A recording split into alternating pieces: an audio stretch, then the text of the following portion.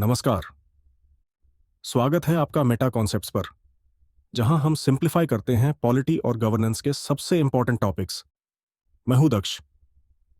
आज हम बात करेंगे एक ऐसे टॉपिक की जो इंडिया के फाउंडेशन के लिए बहुत इंपॉर्टेंट था, कॉन्स्टिट्यूएंट असेंबली। सो नोटबुक ले लो, रिलैक्स करो और चलिए समझते हैं इसकी कॉम्पोजिशन की इंटरेस्टिंग कहानी। इंडिया की कॉन्स्टिट्यूएंट असेंबली सिर्फ लोगों का एक ग्रुप नहीं था, ये एक ड्रीम टीम थी जिनका काम था एक ऐसे कॉन्स्टिट्यूशन का क्रिएशन जो एक फ्री और इंडिपेंडेंट इंडिया के लिए हो। लेकिन ये मेंबर्स कौन थे और इन्हें कैसे चूज किया गया, चलिए समझते हैं। सबसे पहले कॉन्स्टिट्यूएंट असेंबली का formation cabinet mission plan of 1946 के अंडर हुआ था। इस असेंबली में प्रोविंसेस और प्रिंसली स्टेट्स के रिप्रेजेंटेटिव्स थे। टोटल स्ट्रेंथ थी 389 मेंबर्स। लेकिन स्टोरी यहां खत्म नहीं होती, आइए डिटेल्स में जाते हैं।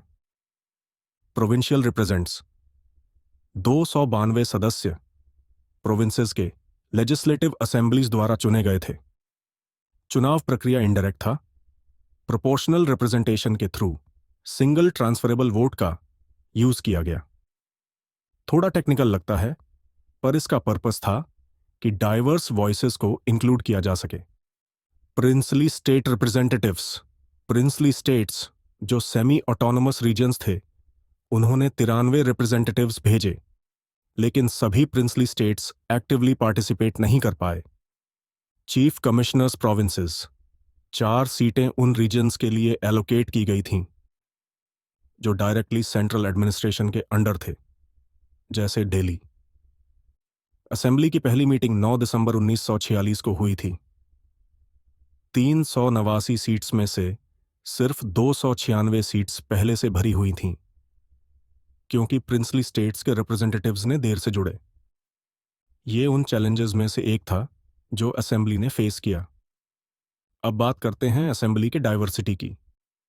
इस असेंबली में ऐसे लीडर्स थे जो हिस्ट्री के लेजेंड्स हैं, जैसे डॉक्टर बी.आर. अंबेडकर, जो ड्राफ्टिंग कमेटी के चेयरपर्सन थे, जवाहरलाल नेहरू, एक विजनरी लीडर, और सरोजिनी नायडू, जो विमेन और इक्वालिटी की एडवोकेट थीं।